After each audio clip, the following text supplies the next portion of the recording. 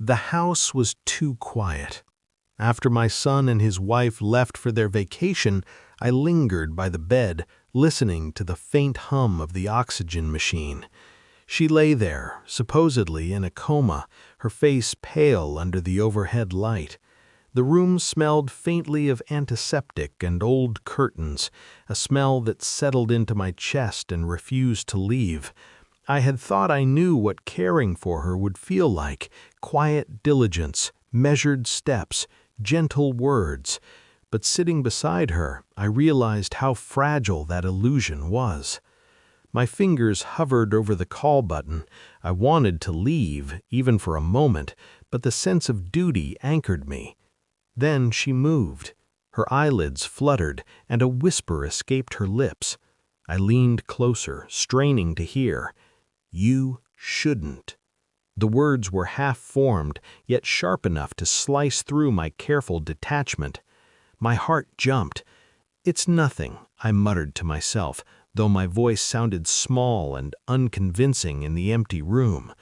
I tried to continue the routine: water, feeding tube, adjusting the pillow, but every sound, the soft ticking of the clock, the scrape of a chair against the floor, felt amplified. I kept glancing at her, expecting the whisper to repeat, to turn into accusation. By mid-morning, I was trapped between guilt and suspicion. A part of me wanted to step out, to breathe outside, to shake off the tension that had settled into my bones.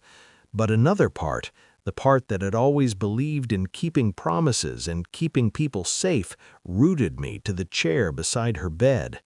Memories surfaced, unbidden.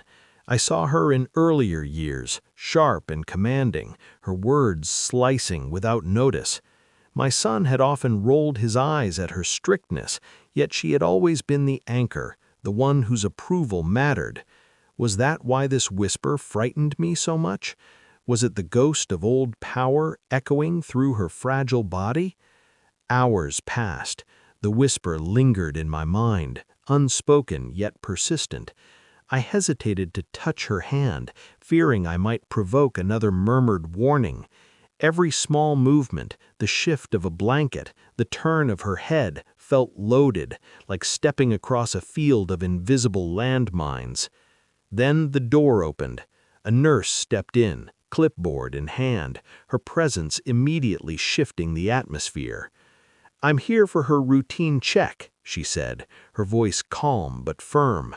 I straightened, suddenly aware of the tension in my shoulders, the trembling in my fingers. She knelt beside the bed, gently lifting the mother-in-law's wrist to check her pulse. "Hello, Mrs. Harper," the nurse said softly. "Can you squeeze my hand if you hear me?" Her fingers twitched. Slowly, deliberately, she squeezed. Then she whispered again, this time clearly, "Don't trust her." The nurse's eyes flicked to me, professional and unblinking. Authority entered the room in a concrete, undeniable moment.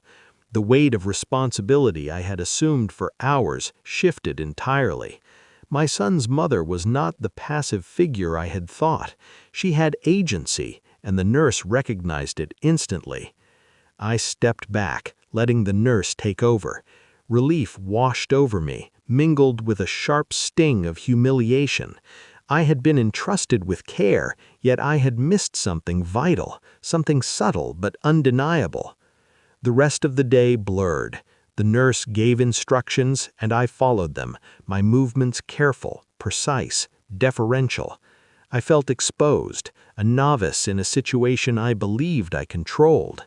The whisper echoed in my mind, a quiet reminder of my limits. When my son and his wife returned, everything appeared unchanged. She lay in her bed, stable, her eyes closed now in apparent repose, but I knew better. The subtle power had shifted, quietly but completely. I was no longer the sole guardian.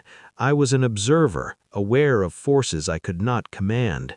I lingered by her bedside, watching, feeling the residue of that whispered warning.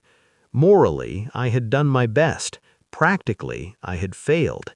Emotionally, I felt the weight of my duty and the fragility of my own boundaries, and the whisper remained, soft, ambiguous, unresolvable.